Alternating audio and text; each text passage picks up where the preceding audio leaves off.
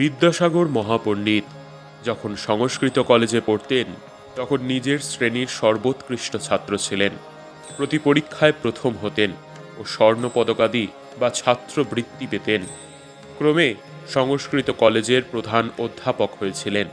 তিনি সংস্কৃত ব্যাকরণ ও সংস্কৃত কাব্যে বিশেষ পারদর্শিতা লাভ করেছিলেন। অধ্যাবসায় গুণে নিজে চেষ্টা করে ইংরেজি শিখেছিলেন। ধর্ম বিষয় বিদ্যাসাগর কাহাকেও শিক্ষা দিতেন না। তিনি দর্শনাদি গ্রন্থ পড়েছিলেন। মাস্টার একদিন জিজ্ঞাসা করেছিলেন, আপনার হিন্দু দর্শন কিরূপ লাগে?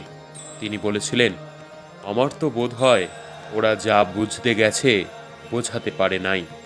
হিন্দুদের ন্যায় শ্রাদ্ধাদি ধর্মকর্ম সমস্ত করতেন। গলায় উপবীত ধারণ করতেন।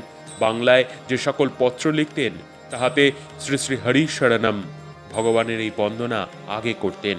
মাস্টার আরেকদিন তাহার মুখে শুনেছিলেন তিনি ঈশ্বর সম্বন্ধে কিরূপ ভাবেন। বিদ্যাসাগর বলেছিলেন, তাঁকে তো জানবার জো নাই, এখন কর্তব্য কি? আমার মতে কর্তব্য আমাদের নিজের এরূপ হওয়া উচিত যে সকলে যদি সেরূপ হয় পৃথিবীর স্বর্গ হয়ে পড়বে।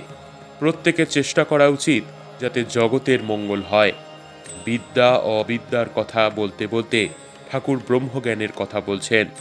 বিদ্যাসাগর মহাপণ্ডিত স্বরদর্শন পাঠ করে দেখেছেন ঈশ্বরের বিষয়ে কিছুই জানা যায় না। ঠাকুর বলছেন, ব্রহ্ম বিদ্যা ও অবিদ্যার পার, তিনি মায়াতীত। এই জগতে বিদ্যা মায়া অবিদ্যা মায়া দুই আছে।